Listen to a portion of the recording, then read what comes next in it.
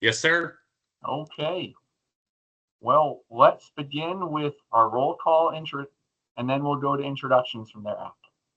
Perfect. Can you hear me, Oren? I got you, Doug. Go ahead. Perfect. Alabama. Arkansas. Brett Leach. Illinois. Doug McLean. Indiana. Adam Phelps. Just in this county. Iowa. Warren Jones. So like, we read about the base separate, right? They said it's Somebody not mute, really please. changing. We'll see if it changes. Perfect. Kentucky. Renee, it's me. Yeah, my dear biologists always come in and talk whenever I'm on the computer. So it's John Brudges for Kentucky. Louisiana. Manitoba. Jillian St. George. Michigan. Minnesota. Nate Huck. Mississippi. Houston Havens. Missouri. Reed Jigu. Ohio. Ontario. Rod Brook. Saskatchewan. Tennessee. Jamie Fedderson. Wisconsin. Taylor Finger. Canadian Wildlife Service. U.S. Fish and Shannon Wildlife Dadlinski. Service. Dave Scott. Bird Banding Laboratory. Lauren Walker, and then Tom O'Connell and Keith Pardick. USDA APHIS Wildlife Services. Lee Humbert. USGS. Yeah, Tom O'Connell. All set, Oren. Okay. All right. Thank you, Doug. I do see in the comments where Caitlin and Barb from Michigan joined us. So let's begin with introduction of guests. We got Tom O'Connell and some staff from the BBL on, and Andy Radicke, a longtime member of the GBTS, is on. Andy, is Todd with us yet? I guess I don't see that he's on. Oh, there we go. Okay. Great. So from Iowa, we have Taylor Ballard on, and I'm hoping we have Derek Ballard from Ducks Unlimited as well. Anna Buckart is also joining us as co-chair or chair of the NBTS to discuss the BBL ESC recommendation, or letter, I should say. So with that, if any other state agencies or anybody wants introductions, please just raise your hand and we'll call on you. Go ahead, Seth. I was late to the meeting. I just wanted to let you know I'm here. Great, thanks for coming. Jamie. Just want to let you know that Brad Cohen from Tennessee Tech is with us today. Thank you, Jamie. Taylor's got his hand up. We also have Amy Shipley, Wisconsin's waterfowl research scientist. Great. Thanks, Taylor. Hey, Pam, go ahead. Just letting you all know I'm here. Okay, thanks for coming, Pam. Doug, go ahead. We have Sam Klimas, our waterfowl project manager with IDNR, and then Ariel Fernier is on with Forbes Biological Station. Great. Thanks, Doug. Mike Brazier, go ahead. Hey, Oren. Hey, everyone. Just want to let you know I'm here, and also introduce Casey Messerly, our new conservation science assistant. Casey is on as well. And several of you may have seen an email from Casey regarding some of the work that she's helping out with on the Harvest Information Program, and a sort of continuation of exploring some of those issues. So great to be here with y'all. Thanks, Mike. Welcome, Casey. All right, John, you have your hand up.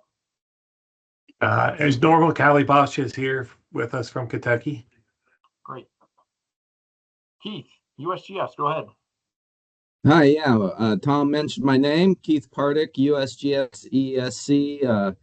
I'm the science team manager for the species population dynamics and surveillance team, which includes the BBL and BBS programs. Nice to meet you all. Excellent. Thanks for joining us, Keith. All right, Doug, go ahead. Doug Osborne, Arkansas Monticello. Thank you. Thanks for joining us, Doug. Oh, we got Frank coming in too. Hey, Frank. Hey, yeah, sorry, Oren, I just joined, and Shannon Badzinski from Ontario region is here also. Good deal. Thanks for coming, guys. Okay, well, I think that covers introductions. We're going to adjust our agenda a little bit, and we're going to begin with item number 3, the funding concerns for the EESC and the BBL. And so with that, I'll turn over to Tom O'Connell. Yeah, thanks again, and good afternoon, everybody. It's good to see some of you again. For those that have not met me, I'm the director of the Eastern Ecological Science Center that oversees the BBL and BBS, and our quantitative folks that help do a lot of the analysis. I took over the Patuxent Wildlife Research Center a few years ago, and made the rounds to the different flyways because I was really trying to get a sense of the value that you all place on the banding lab and the breeding bird survey, because at that time they had experienced some pretty substantial budget cuts and downsizing of staff, and based upon what I heard collectively from the flyways and Fish and Wildlife Service and others like DU is these are important programs. And so despite challenging budget situations, I made some difficult decisions to start to upstaff those programs to ensure the delivery of them. I come to you today to kind of share with you some, pretty substantial financial challenges that, are getting worse, and, wanted to bring those to your attention. So what I wanted to do is just kind of quickly go over some of the financial stressors that we have been experiencing and are concerned about, and be available with Keith and Lauren to answer some questions. Tony's on leave today, so he's not able to join us. I also want to mention that I work very closely with Ken Richkis and his team from Fish and Wildlife Service, and they too have been experiencing financial challenges. And so we've been working together to try to do a better job at communicating the value and the risk associated with our programs on migratory birds, and trying to leverage together to get to a better place. But in regards to USGS and the bird banding lab and breeding bird survey, some of our financial stressors are not new and some are. But as you probably heard before from others, is that, we have been experiencing at best flat budgets for, 15, 20 years. But even under flat budgets, the Congress has been approving salary and benefit increases. And, for the center that I oversee, that's an increase of salary costs from $500,000 to $1 million every year. So you just start adding that up under a flat budget scenario, and it becomes increasingly challenging. So any flexibility that we had in the past, it's gone. So, it's to a point now that we're not backfilling positions, and, it's becoming increasingly challenging. In addition to that, a more recent financial stressor is that our department has informed us that we needed to do a major refactoring of the BBL and BBS data systems for a variety of reasons. Oracle has just skyrocketed our annual license fees, and it's no longer feasible. There's also some security risk with BBS not having meeting the security requirements, and we've had some breaches from foreign countries, and there's concern that further breaches could result in the department shutting the BBS down. So we at the center level scraped our wallets and redirected $4 million a few years ago. and to complete this refactoring project. And it became a bigger task than initially anticipated. And it's costing us an additional $6 million to complete over the next 2 to 4 years. We have exhausted our resources on that. I've been working hard over the last 6 months, putting forward a request to our bureau director to see if they would be willing to make some investments to get us through this refactoring project. We're happy that on Monday this week, we had some encouraging feedback that it's likely, but I have not received anything formal yet. We also have the FY25 House Mark has proposed 11% cut to the USGS Ecosystem Mission Area Species Program, which is the program that funds BBL and BBS. And if that 11% comes through, it's going to lead to some, pretty significant impacts. And I'm told that migratory birds is one area that they're considering cutting. That would have huge implications to our ability to deliver BBL and BBS. We are also, over the years, been experiencing increasing requests for bands, and those costs are going up.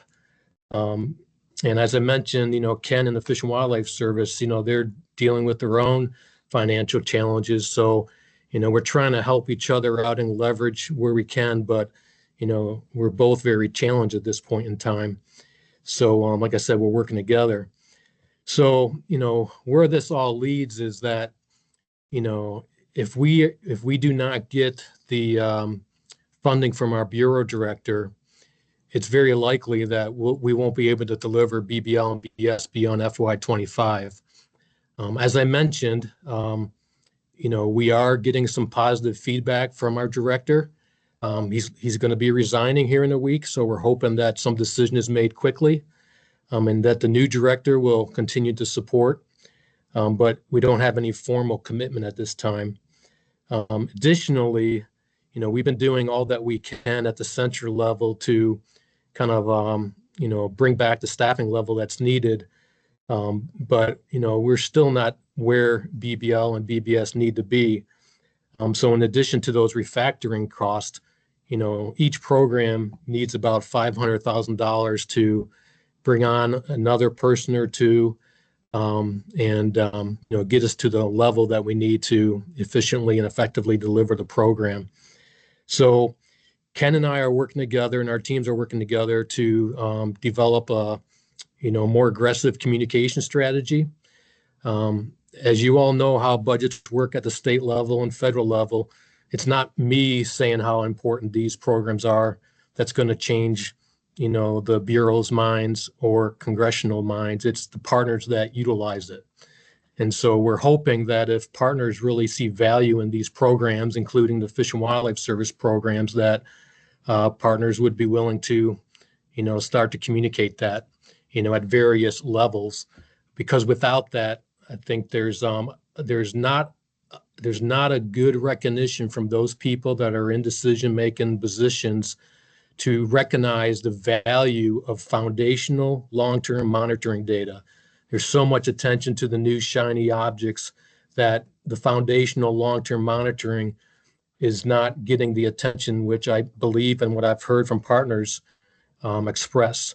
But it's these long-term foundational monitoring programs that serve as that catalyst of discovery for changes in population trends and being able to look at drivers and stressors. So that's kind of where we are. I'll conclude to say that in talking to the flyways, and I think this is, if not the most important that our center delivers. It's among the most highest, and I will continue to do everything I can to deliver them. But with my requirements to meet federal salary needs, my flexibility is pretty much gone. And so we're at a critical point in time that without additional resources, it's going to be increasingly challenging. So we're looking for opportunities to partner. We're working with Cornell and other partners. There might be some opportunities there, but there's also a critical need for some resources, not just for USGS, but for Fish and Wildlife Service as well. So with that, I'll be happy to answer any questions, and Keith and Lauren are available too if I'm not able to answer them. Well, thank you for making us aware of this issue, Tom. I can assure you the BBL and the BBS are critical partners of the Flyway. We really rely upon the services they provide for that long-term monitoring that you mentioned. And further, we have helped the BBL and maybe to a lesser degree, the USGS BBS with these types of issues in the past. So historically, we have written letters of support, and I think we're very eager to help however we can as partners in this. So some of what we often need is specificity, both in terms of who should we direct our advocacy to and the timing of that, and then what are the best talking points.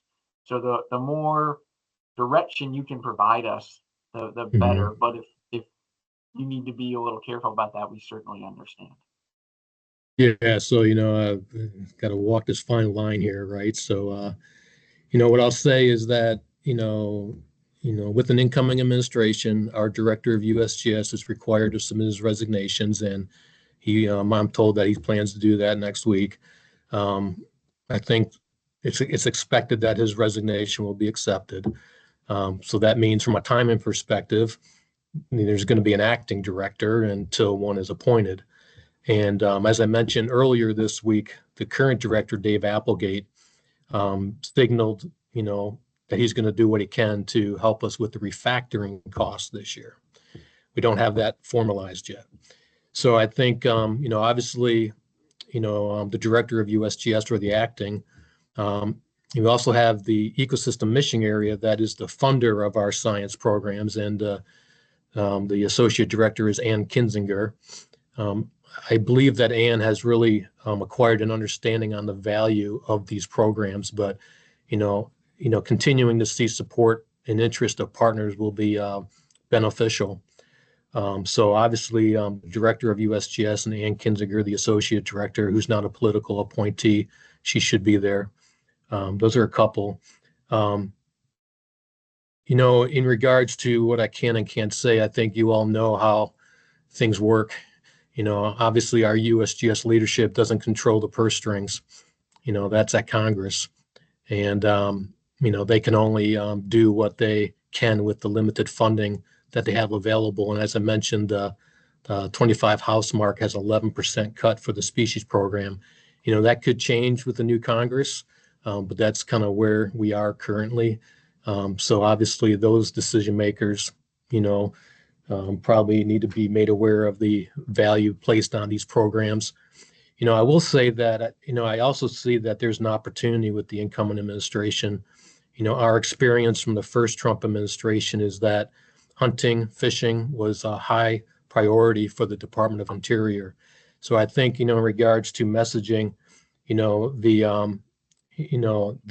our hunting heritage and the socioeconomics and cultural heritage associated with hunting could resonate very well with the incoming, administration. The incoming secretary is expected to be Doug Burgum from the, governor of North Dakota. So I think, where partners can express not only, the support of these programs, but can explain why they're so valuable, and thinking about that connection to our local economies and the importance of foundational long-term data, because it's often these things that are important, but they're not the shiny objects that somebody's trying to put a new name to. So it almost sounds like there's maybe two different audiences here, Tom. There's the immediate, very focused need for the funding now with the current leadership and acting leadership, but then maybe there's a second need for more education at the political level with the new Department of the Interior, et cetera. Is that kind of what you're proposing? Yep, I would say exactly that. And then just like I said, there's things that we can't do with, Congress. Now, if we get asked by Congress for a briefing on the topic, I can do that. But, we need that to be triggered by typically somebody else. Okay. And What about we're timing? Go ahead. yeah, I was gonna say, we're currently working on like a communication tool, a fact sheet on BBL and BBS that we hope to have available very soon.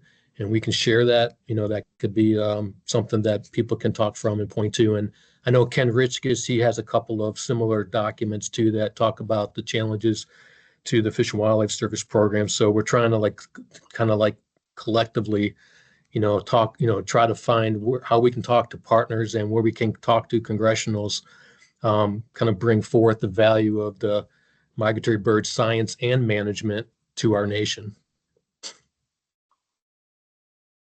I think the more that you can provide both to us and to the larger audience is great. So, I think I applaud those kind of communication efforts. And like I say, we are very supportive partners. However much you can direct us, and this has been a high priority need recognized by our Flyway Council, particularly the Fish and Wildlife Service side. So I think this is very much in alignment with the priorities of the Flyway Council. And in addition to the, I'm sorry. Tom after me.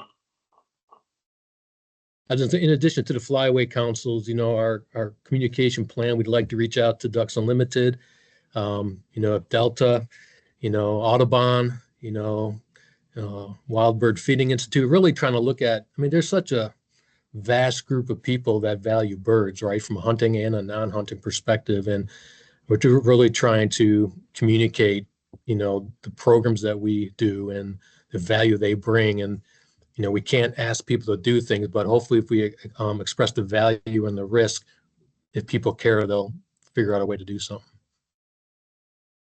So hey, Tom, Mike Brazier with Ducks Unlimited. So consider the reach to have been made. Got my Ducks Unlimited vest on, There you go. Appreciate that.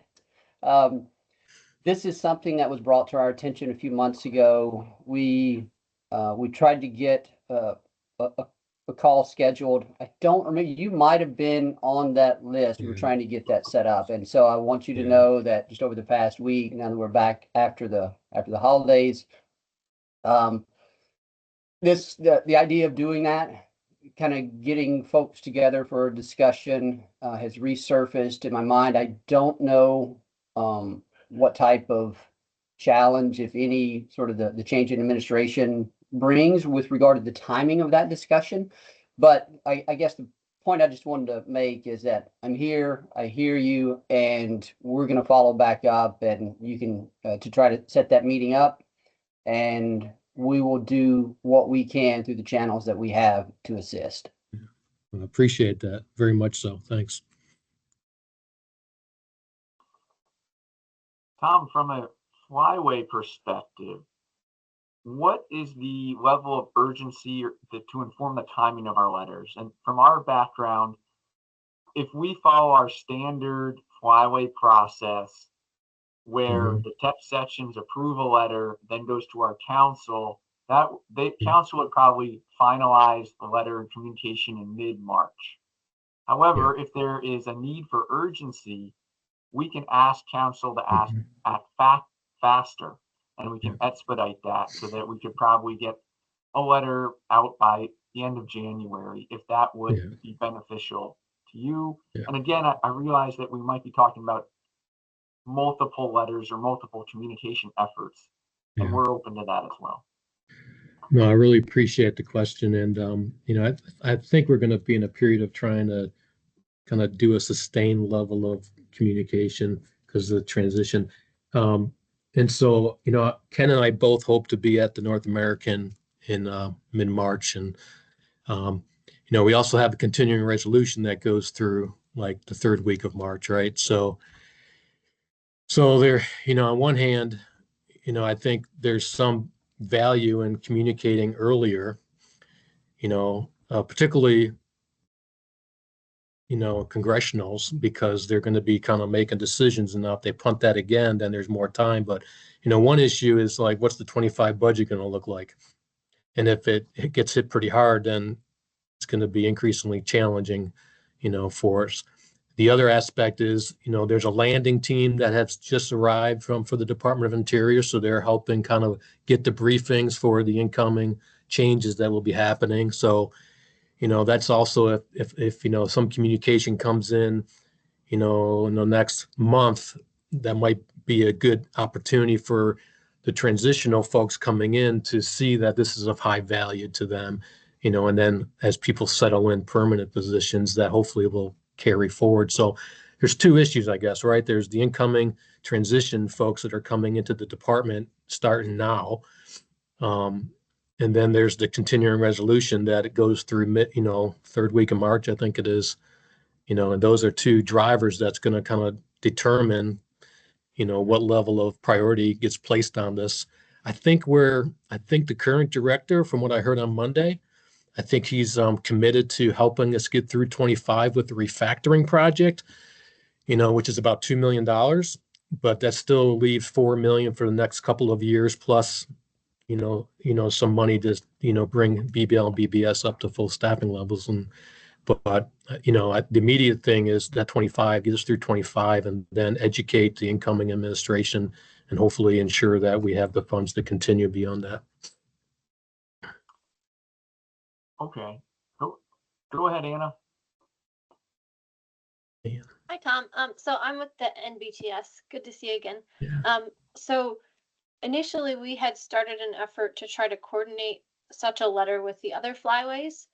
In terms of this timeline, would it be more beneficial for each flyway to just push through a letter whenever they can, or would it be more beneficial to try to still get everyone to sign on to one letter? Do you have a sense of that? First, thank you very much, Anna, and appreciate your communications, in the last couple of weeks.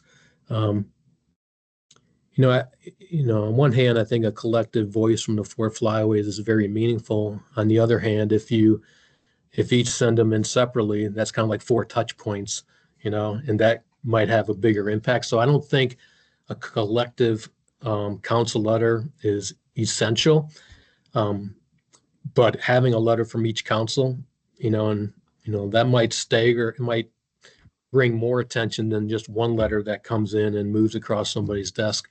If they see 4 of them coming in, that might have a more impact, just given the transitional period that we're in right now.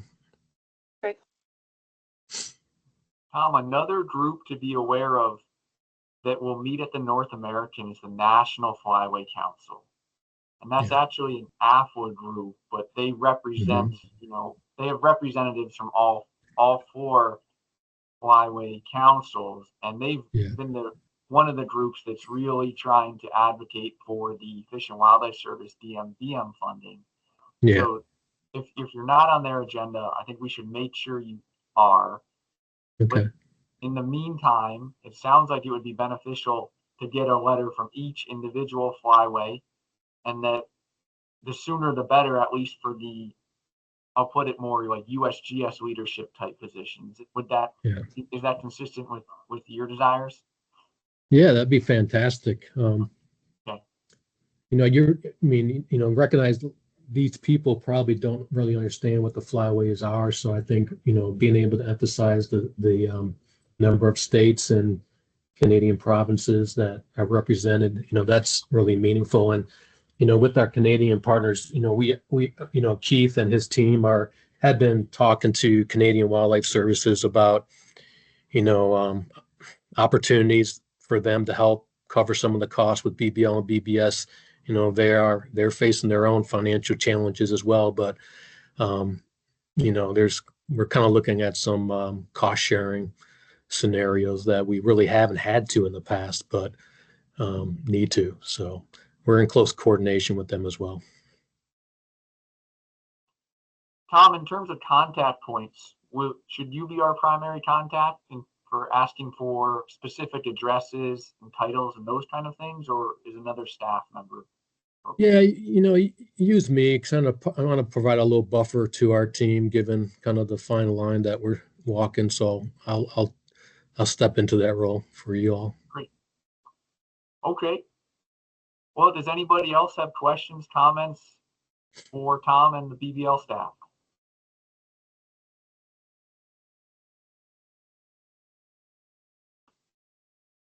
What I propose we do is that we ask the banding committee to develop a letter of support for the BBL and the BBS and to collaborate with the NBTS that drafted such a letter.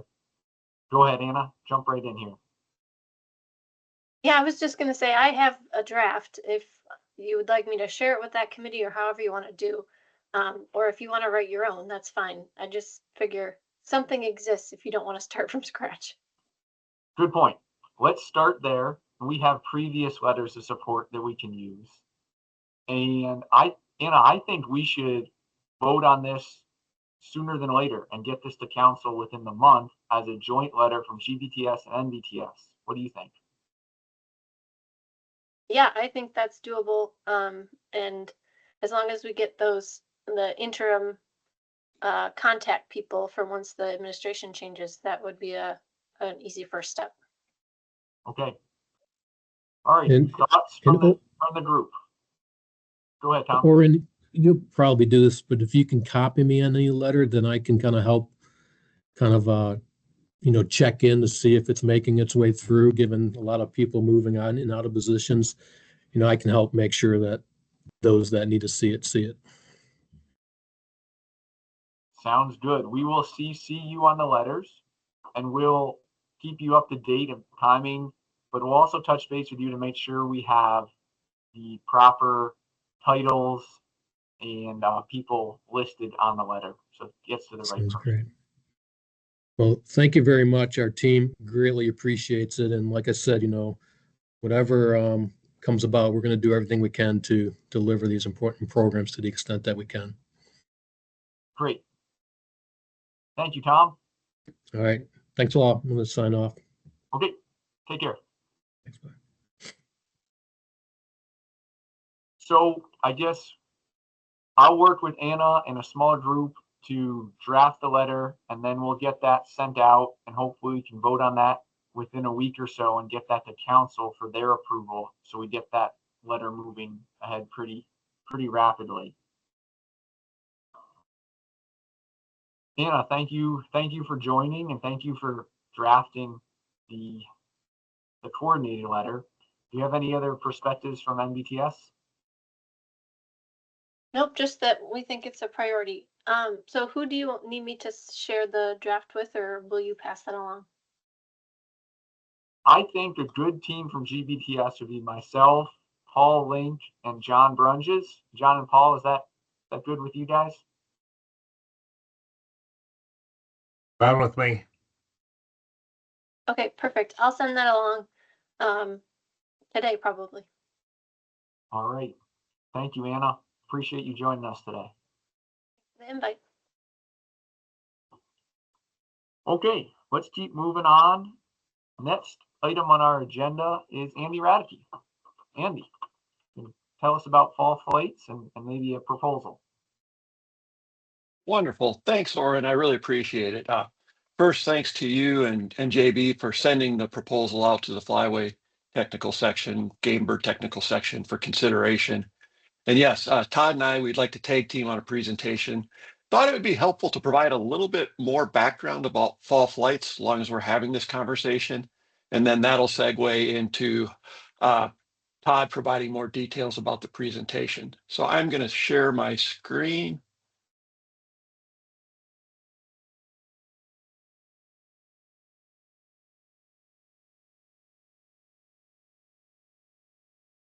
All right, are you seeing the presentation?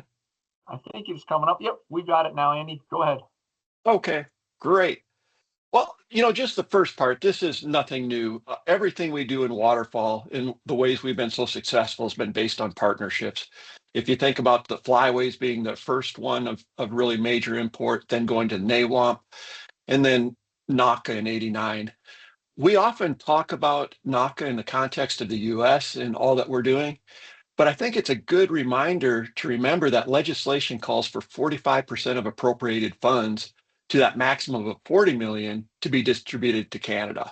So back in '89, there was already conversation, okay, we need this match. how do we go about securing the match to get this work done in Canada?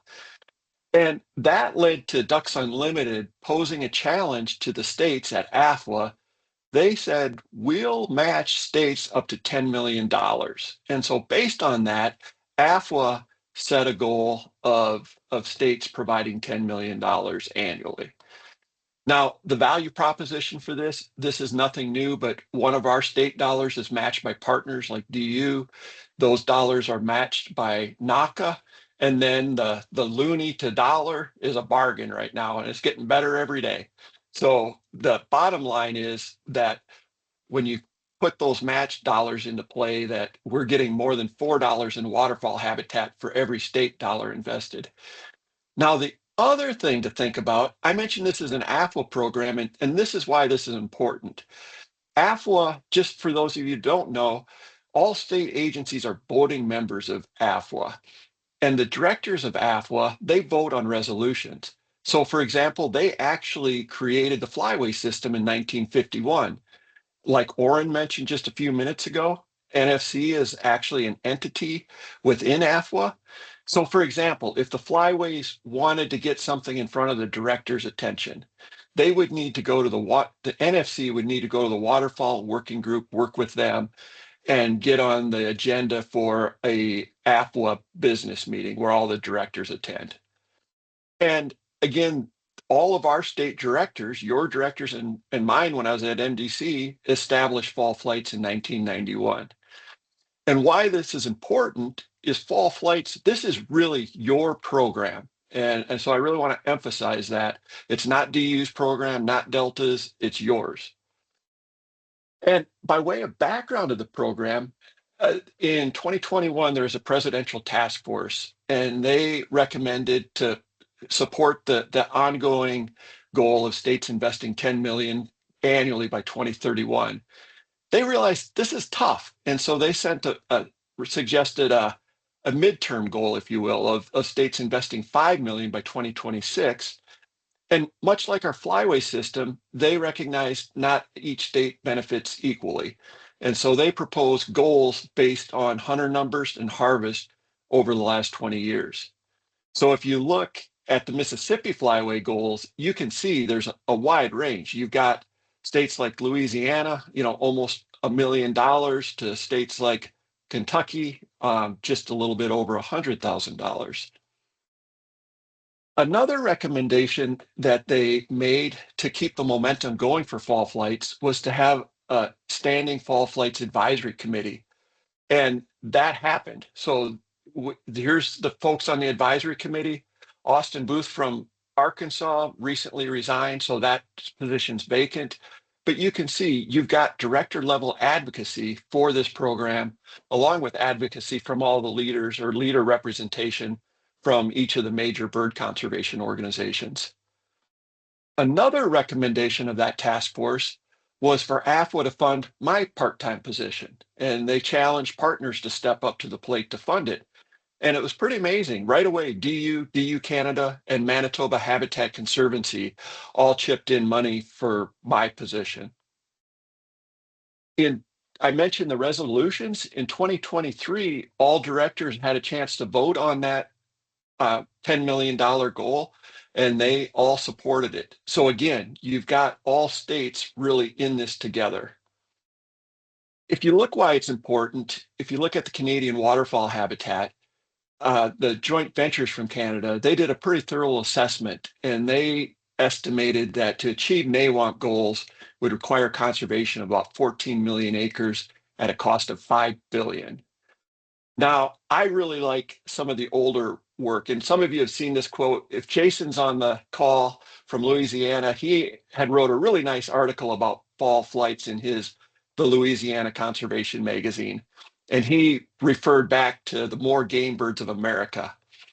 And so this is another quote from More Game Birds of America, and this was from I got to put my reading glasses on, 1931. Their comment was, it would be unreasonable and unjust to expect Canada to carry the load unassisted, particularly in view of the fact that the bulk of the crop is bagged each year in the United States. I mean, I love it the way they just get to the point. Now, the way I like to think about it is if we each do a little, we can accomplish a lot together. So how are we doing in the Mississippi Flyway in terms of reaching that midpoint goal by 2026 or goal? The Mississippi Flyway is doing really well. We've got 7 states that are already at goal. We've got Wisconsin that I think is like 75% towards goal. And the other 6 states, there's still opportunity before 2026 to reach that halfway point. Now, these numbers are from 2023-24 fiscal year.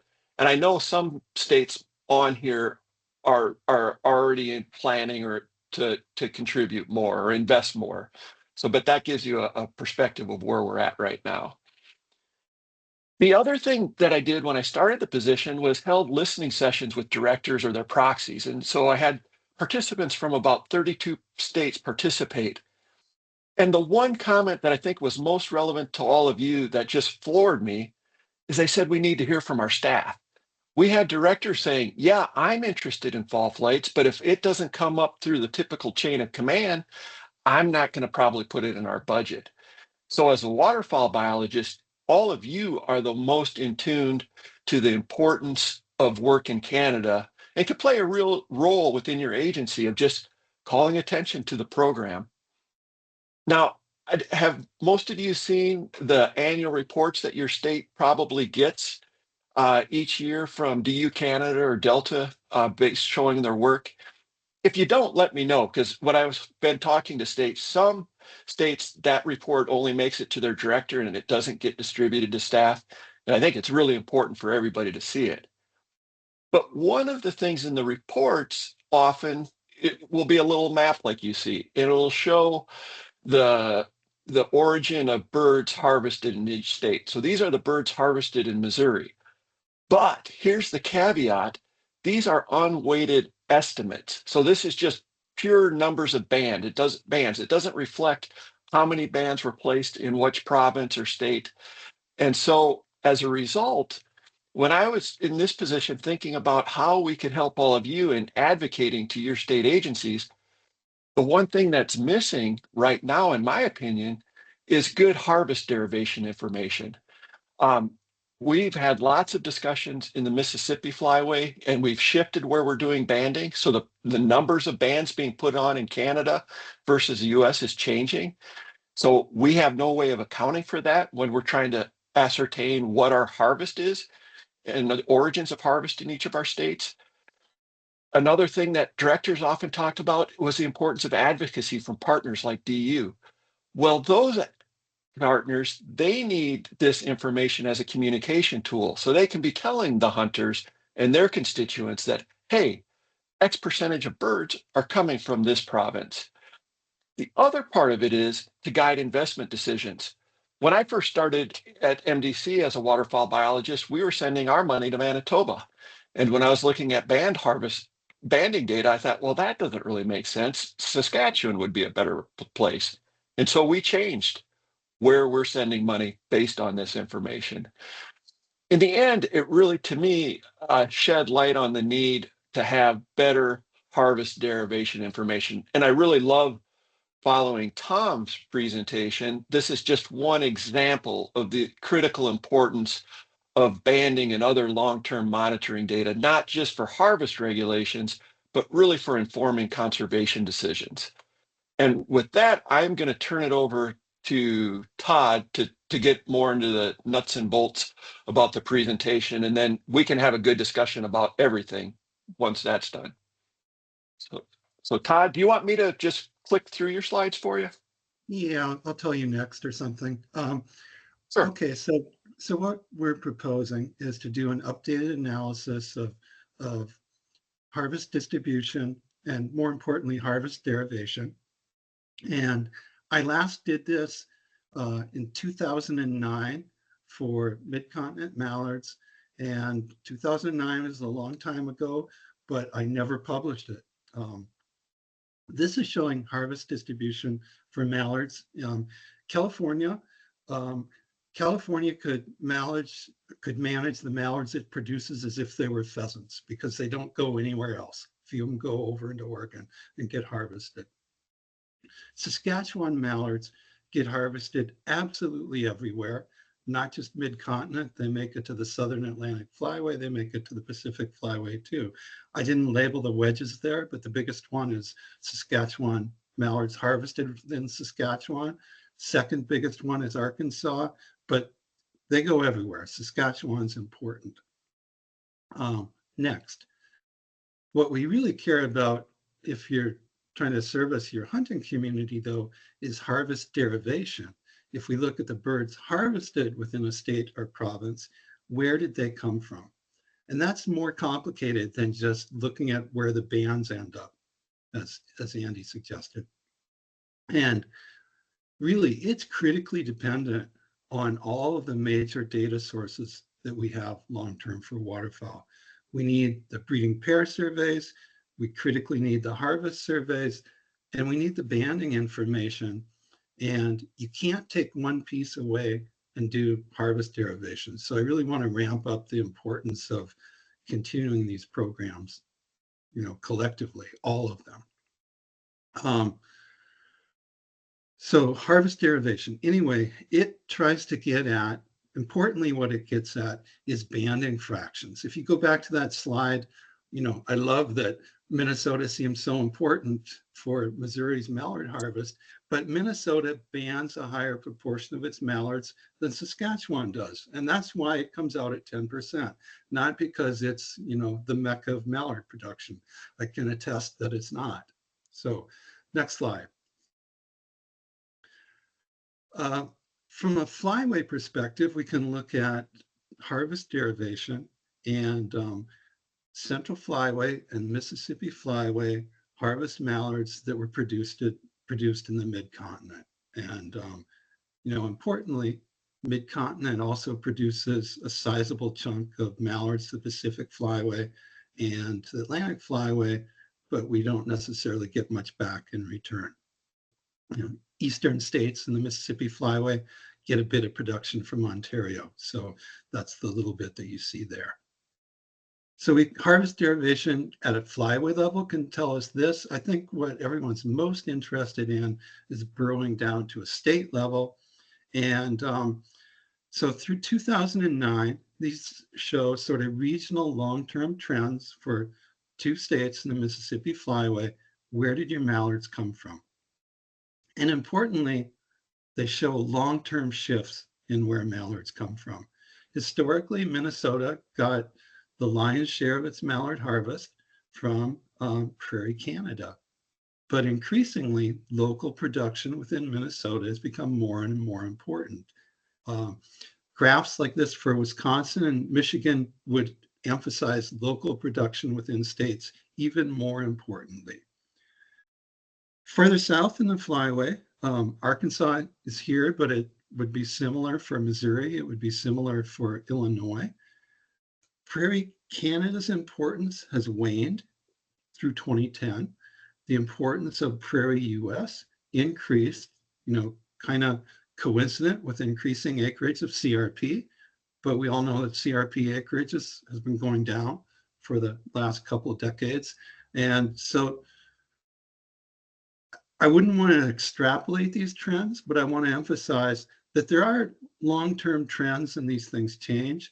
And we don't know what's happened in the last 15 years in terms of where birds are coming from. Next.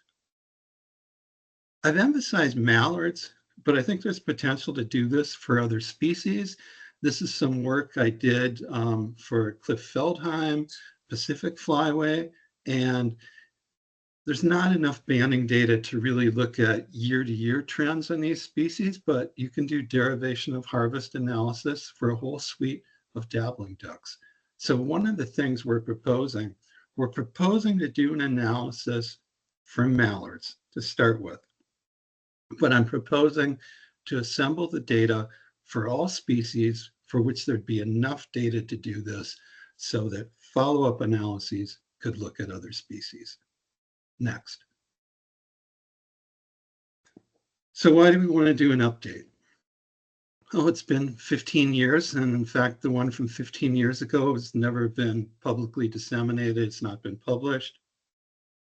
you suspect there have been important changes in distributions of birds over the last 15 years from that analysis as well. I'm excited about revisiting this. I mean, one of the nice things about when I did it up through 2009, I actually could do it as an Excel-based analysis, which has some benefits. It's easily shareable, but I think there's a lot of strengths from doing a more sophisticated analysis. You know, one of the examples is we lose banding data for 2 years because of COVID. We lose survey data for 2 years. Do a Bayesian analysis, that's just a, you know, skip right over that, no problem. Other analyses have trouble with that. I also think there's a potential to add other species to it. And, you know, here's a list of what I think potentially could be included. And one more slide, I think. So the original objectives that we've outlined would be to compile data for all species, to start with a reanalysis for mallards, and the analysis could be flexible, but we're thinking of state and provincial level analyses. So you can ask within any state or province, where do the mallards that get harvested in our state or province come from, and how has that changed through time? One of the deliverables would be to provide the data sets, to provide the code. So ideally it would be flexible enough so that anybody else in any other agency could work with someone in your quantitative department and do something similar for a different species with slightly different questions. And that's it, I think. And I should add on that last one, we have had some discussions with DU Canada that they would be a logical organization to do that analysis for the other species if everything's set up in a fairly easily way to do it, which it sounds like that would be the case.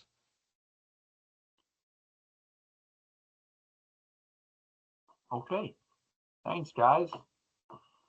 Well, do we have questions, comments, discussion for Andy and Todd?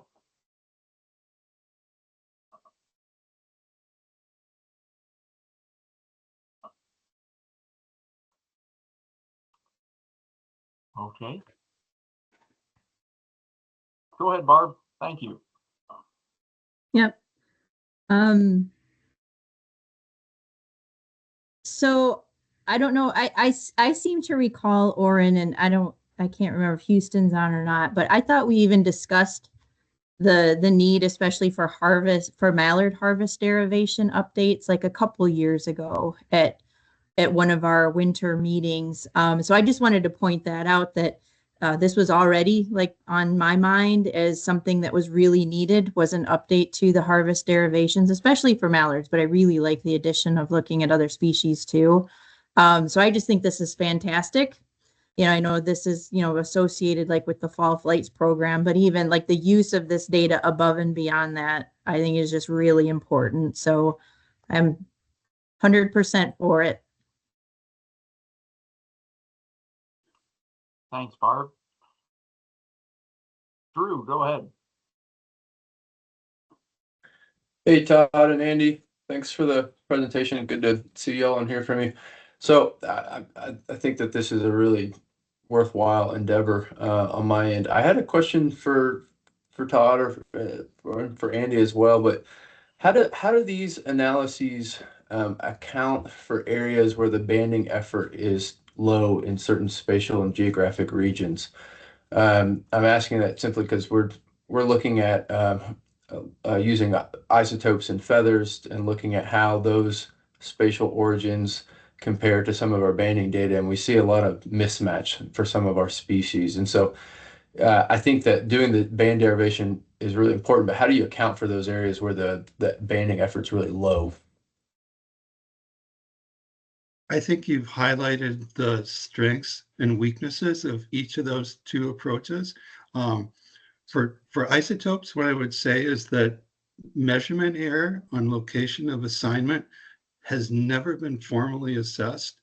And so, you know, to be able to say that they come from a particular province or something. It's not ever going to be that accurate. And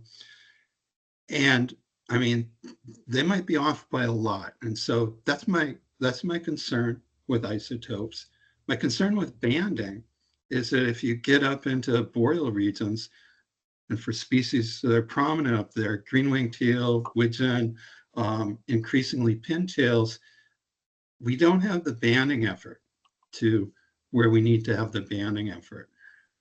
You know, ideally down the road, I'd say integrating those two data sources would be a great way to go. And I know the folks with isotopes are starting to think about distributions of birds and not just use, oh, well, I assigned all these blue-winged teal as being raised in Ontario. Do we actually raise that many blue-winged teal in Ontario?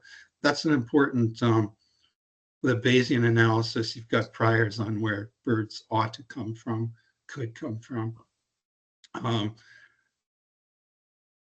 So I see them as mutually compatible, but I'm not the person to do a data integration.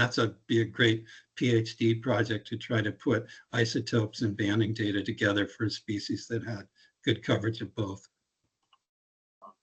Yeah, no, I see them as compatible too, and I wasn't suggesting that I don't think the band derivation is important. I certainly think it is. I was just thinking about ways in which that analysis might be robust or potentially constrained to areas where that banding effort's low, like you said.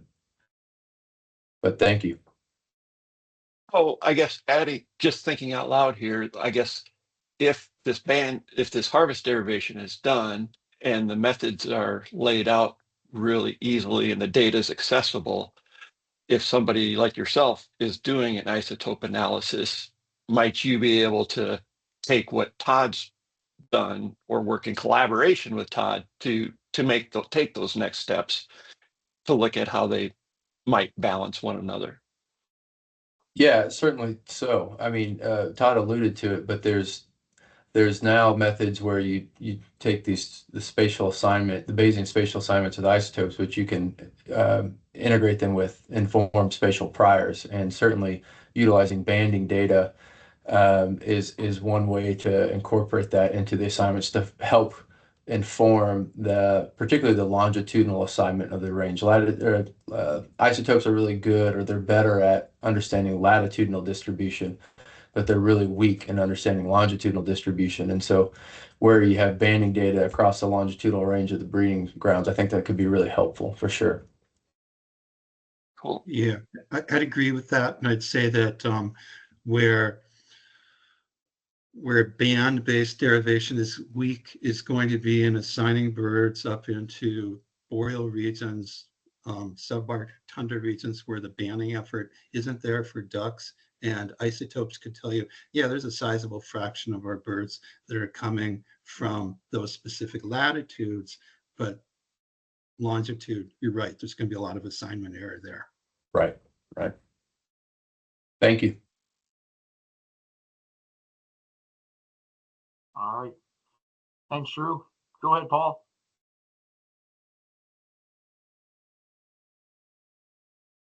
Oh, you're muted. How about now? Can you hear me? All right.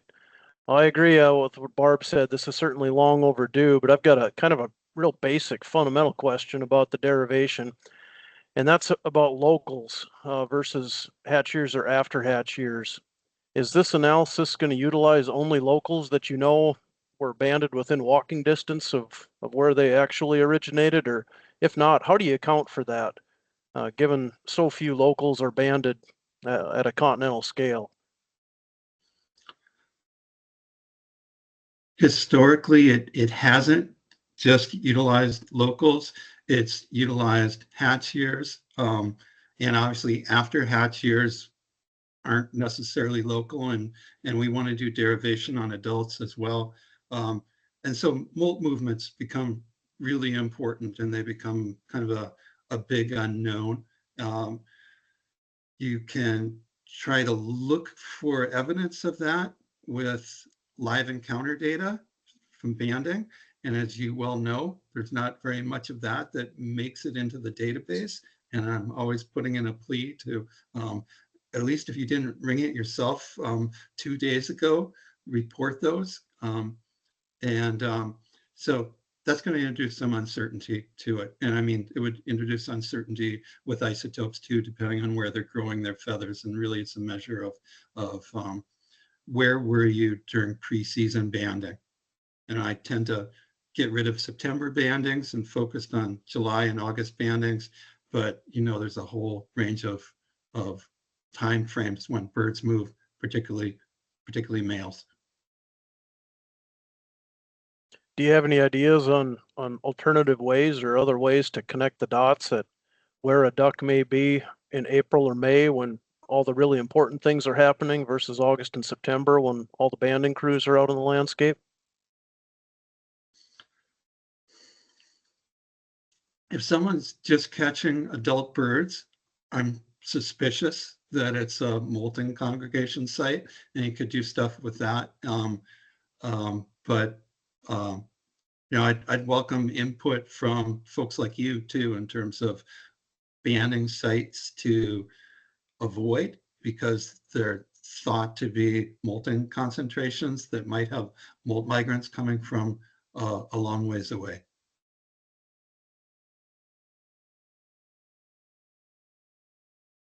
I'm glad you always asked that anxious question, when there's a Paul. That's lack of hatch years and after hatch years caught concurrently.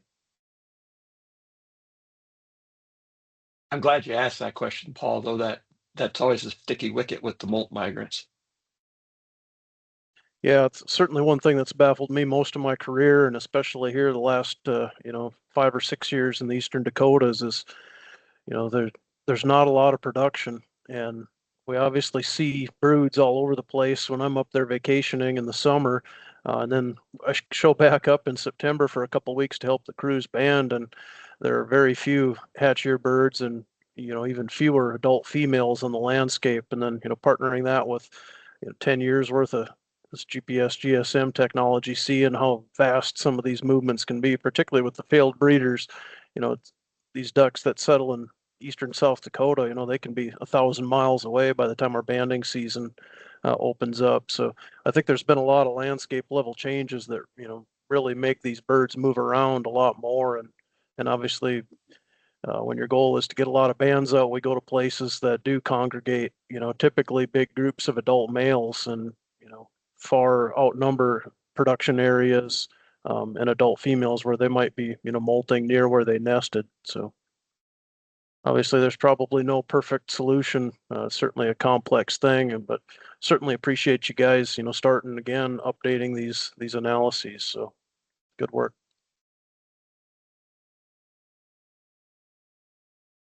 Thanks, Paul. I don't think we mentioned it, but there is a funding request associated with this. And the email you initially sent, Andy, was 9,000 from the MFC. Is that Oh, has that shoot. stayed the same? It hasn't changed, right? So Okay. what we did is we used kind of the traditional, I think I might have even used the same formula that's used for the fall flights with harvest and hunter numbers to partition the cost between all 4 flyways. And so the Mississippi's flyway cost was a little higher than, say, the Pacific or the Atlantic flyway. And then the idea is it would be all 4 flyways contributing. DU Canada is contributing. We had submitted a proposal to Alberta NAWAP. They have a small pot of money, but they were looking for something more specific to Alberta. But DU Canada has been in conversations with DU Inc. So we're hopeful that $10,000 will be covered by partners. Okay. So it'd be a $40,000 project, basically. And you're asking for a little over 9,000 from the MFC. Yeah. Okay. So I think how we'd like to approach this, Andy, is to have the research committee review the proposal and then route that through the banding committee at our February meeting. That still work for your timeline? Yeah, I think that's perfect. Sounds like a great approach. Okay, so presumably you'd hear a final answer from council mid-March or so. Okay, that sounds good. Again, appreciate the time today and great questions and discussion points. Thanks for Yes, joining thank us, you. Andy. Good, and Todd. Good to see you both again. All right, we're going to keep moving along. Let's circle back to our federal updates from the Fish and Wildlife Service and Canadian Wildlife Service. Dave Scott, would you like to provide an update from the Fish and Wildlife Service? Sure. I'll try to be brief because I know you got lots to do today. As was mentioned earlier, and you're all well aware of, like, to Tom O'Connell and everything else, that we have a new administration coming. They'll be in place beginning next week, and the transitions are already underway. The preliminary migratory bird hunting rule for the 25-26 season was signed off on by the Department of the Interior earlier this week, and it has been forwarded to the Federal Register for publication. Not positive it's going to make it through before the transition happens, but it may be in the reading room on Friday the 17th and published on Tuesday the 21st. I will send you something to confirm that when it's available, but it's pretty close to being able to publish, and we are obviously on a tight timeline for this year. While you guys were having discussions earlier this week, I provided a new link. I think it's the same link, but a link to updated information for the 24 HIP data for the Mississippi Flyway. Oren and JB both took a little time to look at that, and I appreciate that. I had found some obvious concerns earlier when I looked at it, and Todd Sanders has updated it, and there is a version dated Monday, January 13th available. So I sent an email to the tech section members and a couple others, so you have access to that so you can use it. But also, I would appreciate if you find any errors in the HIP data or questions or concerns here in the near future, please let me know so I can direct those to Todd Sanders and we can keep refining that. I think it's in pretty good shape. Coming out of the Harvest Management Working Group meeting in December last month, a couple of things. One is movement on the AHM task force, and we have drafted an invite letter to those participants, which would be Pete from Iowa and Luke from Arkansas. It will be going to Ken. It was drafted by and reviewed by the Flyway reps. But it should be going to Ken tomorrow morning. Hopefully he approves it, goes to Jerome, and gets sent out via email to those members just to kind of welcome them, introduce them, and to start that communication. And then they will move forward from there with planning their first meeting. So there's been a little bit of movement on that front. And also we discussed the two-tier project from the Central Flyway at the Harvest Management Working Group. And we started to put together some thoughts on developing a working group that would be developing approach for any kind of potential second phase, kind of similar to what we did with the Northern Pintail Working Group. Underneath the Harvest Management Working Group, each flyway would have a couple of representatives. So we have teed that up with Ken, and if he agrees that we should gather a small group and start working on those types of things, expect to get an invite to identify a couple of members here in the near future. So that's moving, and that's the stuff I have quick for you. I can answer any questions you might have. Thanks, Dave. Real quick question. Is there a date for the first meeting of the AHM task force yet? No, because it's difficult with all those director level folks and regional director and Jerome, plus everybody else that would need to participate. I think they want to get the invite letter out to officially form the group and then give them a doodle poll for having an in-person meeting, hopefully before the North American, but that's yet to be seen. Gotcha. Thanks for the update. Does anybody have questions for Dave? Thanks. Thanks, Dave. All right, hearing none, we'll turn to Frank Baldwin from CWS. Go ahead, Frank. Hey, thanks a lot, Oren. So I'll be really quick also, save my major update for Orange Beach. So yeah, quickly some major staffing changes, obviously, in Canada. Our government's been prorogued. The current leader of the Liberal Party and Prime Minister Justin Trudeau said he's going to be stepping down once they find a new leader. So essentially, that means the Parliament doesn't really function until I think about mid-March, and after that, likely be an election. So that's going to create similar issues, I guess, to what's going on with uncertainty in the U.S. right now.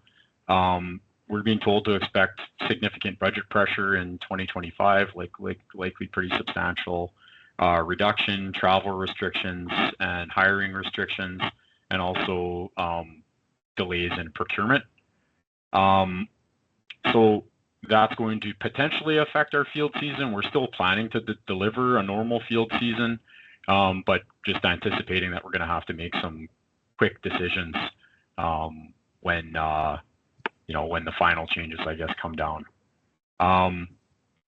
Just found out yesterday the request to increase the migratory game bird hunting permit to increase that cost of that to sort of keep pace with the consumer price index was not supported. So I think the plan was to go from about $17.85 up to about $25. A lot of that money, half of it goes towards funding harvest surveys, goes towards Wildlife Habitat Canada for habitat work across Canada and research. And so that will remain as is. And at this point, not sure if there's any short-term or longer-term plans to resubmit that. Yesterday, we provided comments back to U.S. Fish and Wildlife Service on the document that has the prioritized recommendations regarding the redesign of the waterfowl breeding population habitat surveys. So that went back yesterday, expecting to probably meet again with them in the next few weeks. And yeah, those were the major points, I guess, over the last since we last met. Happy to take any questions from anyone if they have any. Any questions for Frank?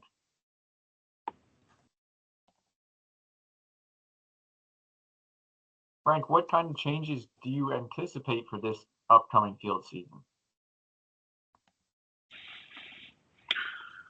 I don't think any changes with Arctic banding, our major program. That's, I mean, one of the major programs we run, but a big one. So there is some stability in polar continental shelf support for this year. That pays a significant proportion of that bill.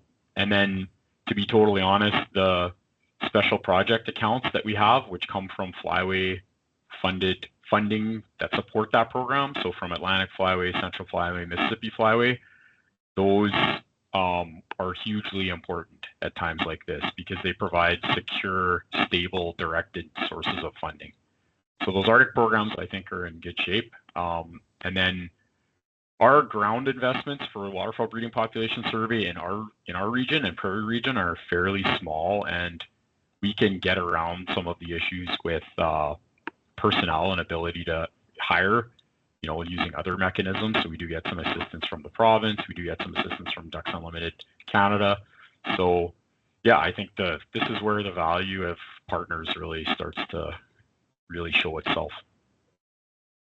So what the changes are going to be, I'd say if we do have real budget pressures, the main change is going to be probably with our expenditures on duck banding.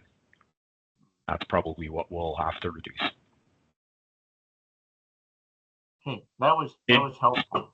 Yeah. Speaking in our region, Shannon's on here also, so things obviously would be different in Ontario.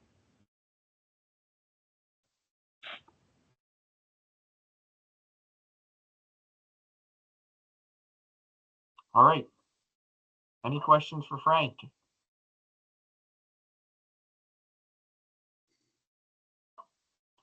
Hearing none, we'll move on. Thank you, Frank.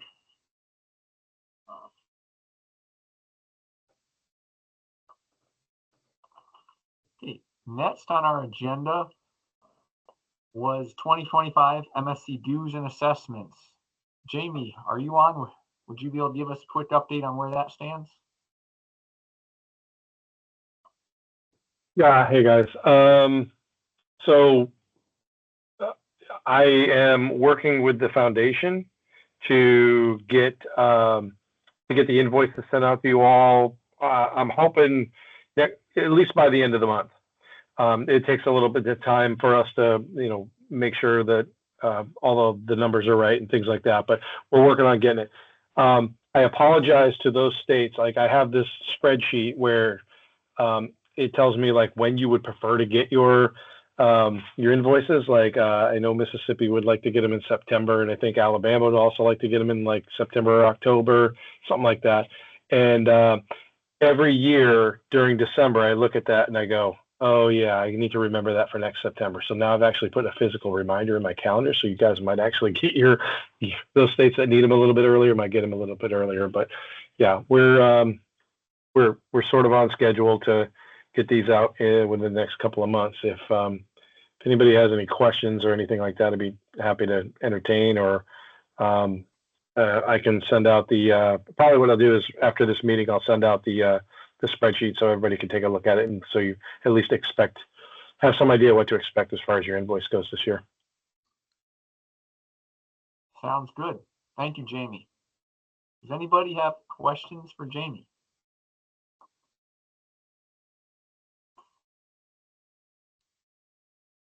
Jamie, do you think we can hear more about Mississippi Flyway financials at our technical section meeting at Orange Beach in February? Yeah, I'm sure. I'm happy to sit down and talk with anybody about whatever they want to hear about. If there's something specific you want to know about, or is it just a matter of do you want me to be available? Is there something you're thinking specifically, Oren? Yeah, I just had two thoughts. First would be, in August, we committed to working with our Canadian partners to explore purchasing cards and maybe trying to find streamlining or improved communication on that front. So, they're all going to be going in the field May, June, July. So I would think the winter months would be a better time for our Canadian partners who all can feel free to jump in on that. So that would be one thing. The second, obviously, we had a pretty deep discussion with council about their financial structure. I have not heard any sort of follow-up on that. I don't know that now's the time, but it would be helpful from our perspective to have some sort of indication if there is anything further needed from the technical section, or if we have made our concerns, we have made council aware of our concerns. I'm just curious if there's anything further we need to be thinking about, if there's been any progress made on that front. Okay. Did you want me to answer that now, or do you want me to wait? I haven't talked with Joe recently about anything that council is supposed to be taking care of as far as, outcomes or ideas that came or needs that came out of the August meeting. So I guess at this point, I wouldn't be comfortable with saying where council's at with it, because I honestly don't know where they're at with it. So maybe I just leave it at that. I'll get some better information and I'd be able to convey that to you guys at the meeting in Orange Beach. So that sounds good. Oren. Hey, Dave. Jamie and I went to the Black Duck joint venture meeting and we talked about this a little bit. And I sent a note to Brad Feaster and reminded him that as the council chair, that discussion that occurred in August was going to reoccur in March. And I know that Brad teed it up with Joe.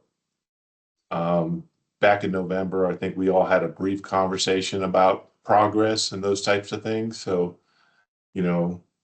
like what Jamie's basically alluding to is it's a council problem, but we have tried to remind them that they need to deal with this. And so maybe Jamie will have an opportunity to talk to Joe before our Orange Beach, and he can give us an update if anything has transpired. But yeah, we've tried to push that a little bit. Thank you, Dave. And Jamie, thank you. I'm not looking to put more pressure on you. I appreciate your patience. No, it's all good, Oren. It's it's all work that needs to get done. So it's not the glamorous stuff, but it's still important, and we need to get it done. So it's all good. Okay, sounds good. We'll plan to hear from you a little bit further, maybe in general session 3 and in Orange Beach. Okay, moving right on here. Item number 7, the winter banding proposal. I sent out what the research committee chair, Lisa Webb, had compiled from her committee this morning. And there were considerable concerns or hesitations there. So I hope everyone's had a chance to see those. Maybe we'll start by just opening up for discussion on the proposal and what the research committee had compiled.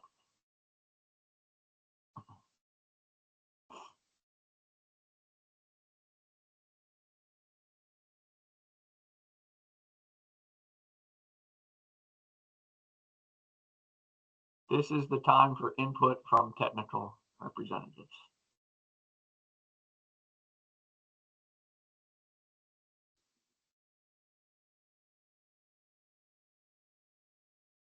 I guess, Oren, I'd ask, what exactly are you looking for here from us? What do you know, I mean, I think that the research committee did a good job of reviewing this. I think that there's some questions that from the research committee that could be valuable to go back to the authors and let them work and try to clarify some of those questions.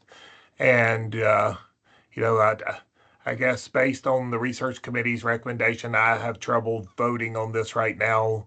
Let's let's see if the research committee can work out with the authors some of those concerns. And if I remember right, there were 2 supports, 1 opposed, and 5 on the fences. And let's see if we can move some of those folks off the fence or from the opposed section to the support before we move too far down the road. Okay, yeah, I agree. Out of respect for the research committee, I don't feel comfortable bringing the proposal for a vote at this time. I think there's legitimate concerns and hesitations about the proposal. Hopefully we can get those resolved ahead of our discussions in Orange Beach. I'm hoping we can have a good meeting of the research committee in Orange Beach and discuss not only this proposal, but also the proposal from Andy Radke and Todd Arnold. But for the purpose of this proposal here today, I think there's been enough, there's enough hesitation there that I don't think we should vote on it and that we should come back to this in February. Does anyone have any objections to that?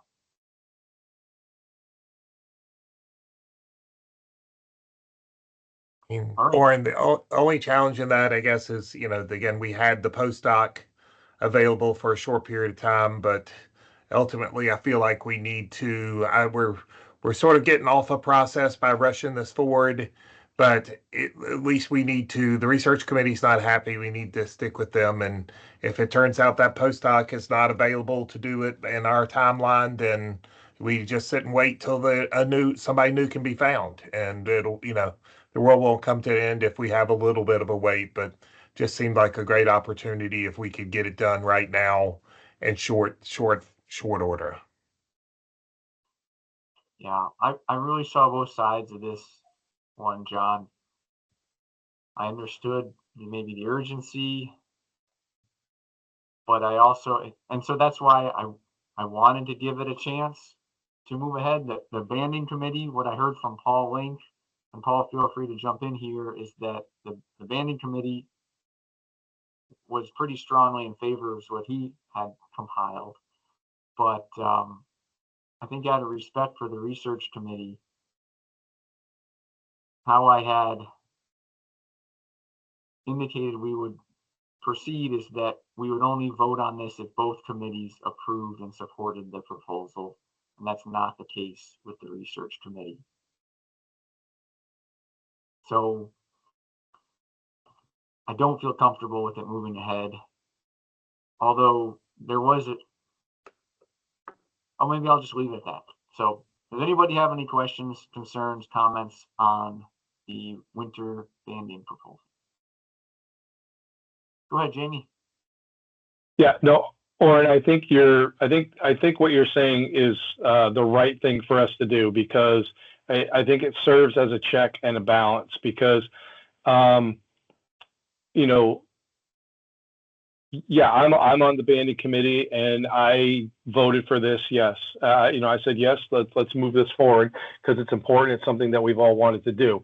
Now, where the check and balance comes in is, you know, the research committee is, you know, like that's pretty much their job is to look at proposed research and say, is this good? Yes, you guys should put your money towards this and move it forward where there's some hesitation. But with any other recommendation that we would have, if it came out of committee and went for a vote to the full text section, we would either vote yes or no on it. Like if people had serious misgivings of it, they would vote no. Here's the issue. There are no members of the research committee, as far as I know, that are text section reps. And so we wouldn't necessarily vote what they wanted, or we would have to take into consideration their misgivings. So yeah, maybe I'm talking myself back into a circle where it's like, you know, I think we have to, I think you're right. I think it's not even a matter of out of respect for the research committee. I mean, like that's what they're there for. We need to listen to them, I think, and heed their warning, and not necessarily warning, but heed their advice. Like there are a couple issues here. We don't quite think it's worth, and we don't think it's quite ready for us to say yes. I mean, I didn't get the feeling from those comments that any of them were like, no, this is a bad idea. They all were like, this is a great idea, but you got to think about this, and please tell us what you think, what you're going to do with that. So anyway, maybe I just wanted to hear myself talk, Warren, but I think you're making the right decision by saying, you know, we probably shouldn't move this one forward. I appreciate you joining the conversation, Jamie. It's getting pretty one-sided. Nate, go ahead.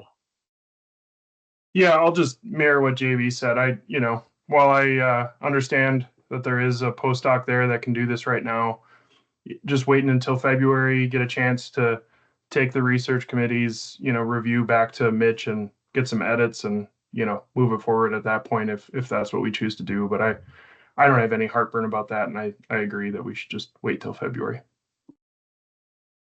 Thank you, Nate. Hey, Seth, go ahead. Yeah, I mean, I think we should try to send this stuff back to him now to try to get us some edits before February so we can discuss this in February and then potentially take a vote on it at that point after further review. But yeah, I agree with Jamie and Nate that, you know, we need to clean this up a little bit before we do a final vote and push it forward. You know, even if this takes a month, another month to get it refined and correct before we take a vote on it. I mean, I think the postdoc will still be there in that time. Yeah. Thank you, Seth.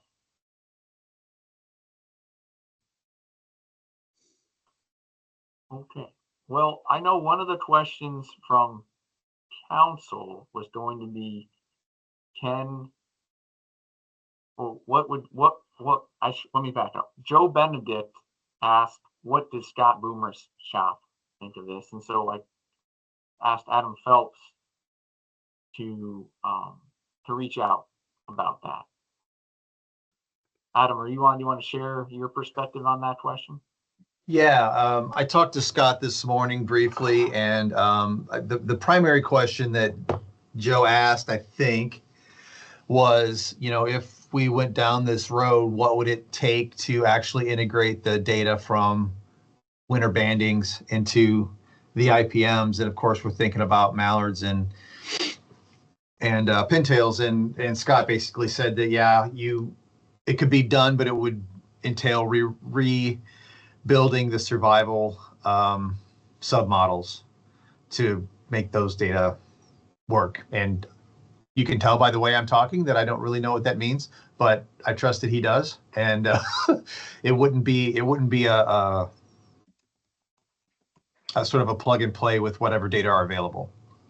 And that, of course, would raise the issue of needing to collaborate with the central flyway as well, at least for Mekon and mallards, and probably between all 4 flyways possibly for pintails. So it's not undoable, but it's not also dead easy. Thank you, Adam. I really appreciate your reaching out to Scott and getting that answer. To me, that kind of leads to further hesitation on the urgency of the proposal as well. If incorporating that data would require major changes to the IPM, we all know how pressed DMBM is and how long it took just to get to the IPM. That's going to be a heavy lift for their shop in the near future. So probably not going to happen immediately, and therefore the urgency is maybe not as strong as we thought a month ago. Hey, John, go ahead. I guess I would just say yes and no on the urgency thing, because the urgency in our lives right now is that we have no idea what's happening tomorrow or the next day or the next week. Or I mean, we just heard this about, heck, we might not even have a banding lab in 2 years. For me, the urgency, the value of doing it now is that you have a tool in our pocket if we lose X, and that we aren't trying to develop that tool after the fact. And so the more, I don't know, in my mind, the more things we can give ourselves to, yes, we might not implement it right this second, but we know that we can do the winter banding and that the data has value, and that we're in a place that, hey, this is something that we can do if we get to that doomsday scenario type thing. So that for me is more the urgency. I mean, the model works right now fine. We don't necessarily need this data. It's that, in my mind, the value is what happens if the service says we're not going to send people to Canada to band anymore, or that's the part where I start to have concerns. And yes, it would require a lot of work, but at least we have a tool to move towards.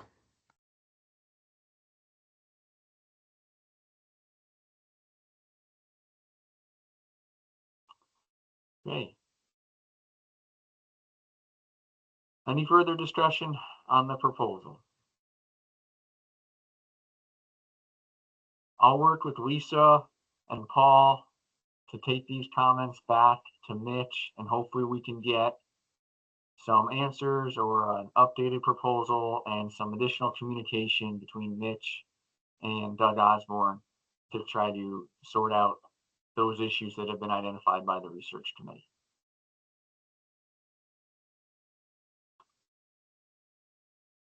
Okay, so moving right along to our last agenda item. Just really briefly wanted to touch base with everybody about the winter meeting. I'm going to share my screen here.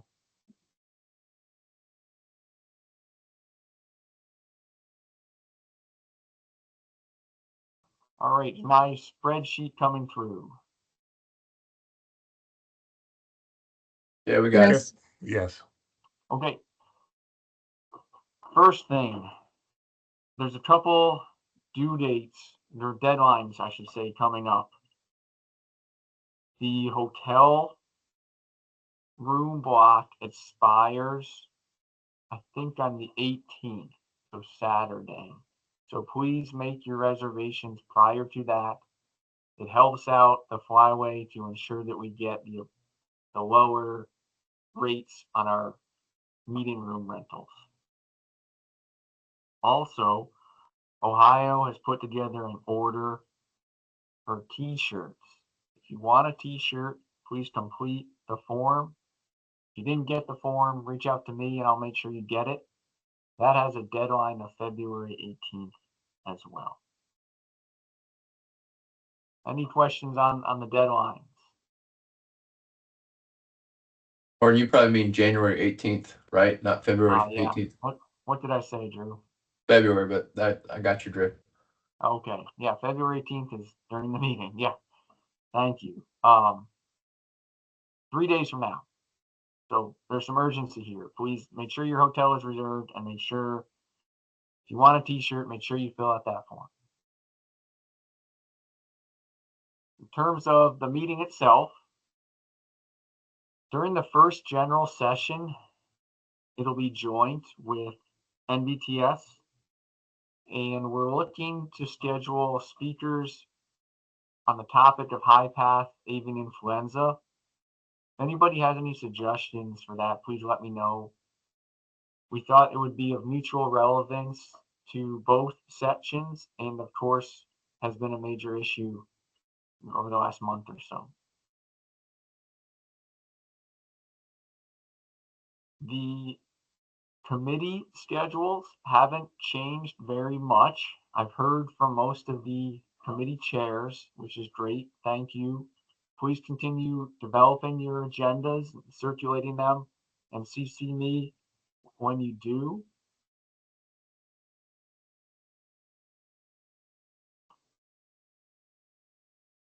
Other than that, I'm looking forward to a good meeting. If anybody has any topics that we need to address, please let me know. I'll continue to send out some more updates as the meeting approaches. Hey, Barb, go ahead. Yeah, Oren, I just wondered, just kind of looking at some of the general session presentations, is it right to assume there will be a virtual option for participating in those general sessions? There will be opportunities for virtual presentations during the general session, but not for virtual participation from members. That's the balancing act that we're trying to accommodate when we have a speaker virtually, but we're not going to accommodate virtual attendance. Okay. Hey, John, go ahead. Hey, along those lines, you just made me think. I assume no virtual meeting next month.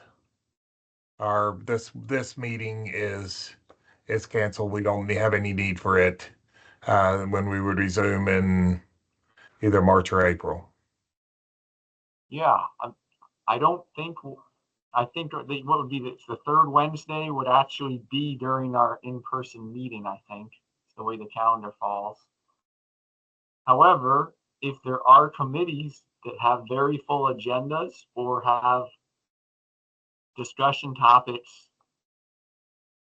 that would benefit from a virtual meeting ahead of the in-person meeting, I would encourage committee chairs to consider that. For instance, in the summer, it was very beneficial for the Arctic Goose committee to meet virtually the week ahead of the in-person meeting to really set up the discussion that occurred in person a week later. So there won't be a section-wide meeting, but if committee chairs feel like they have an agenda that would require to meet ahead of time, please consider the virtual option to make sure that your business is conducted.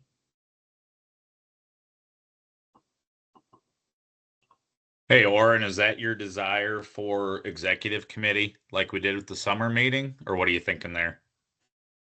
Well, that is my preference, but I'm not the chair of the executive committee. So I think that's the intent of the executive committee, but I haven't heard formally. Houston, are you on?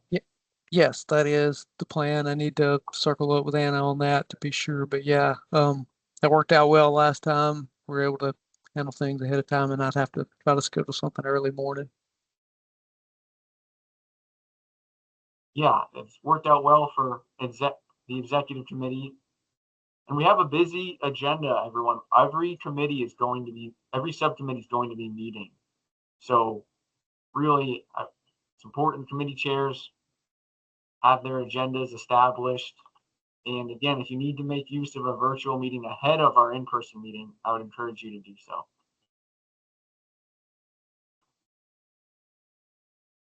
Okay, I think that's all I have on my agenda. Is there any other topics that folks would like to discuss while we have some time?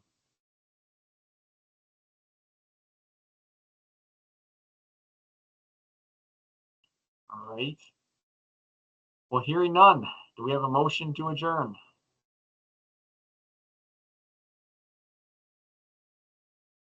So moved, Wisconsin. Thanks, Taylor.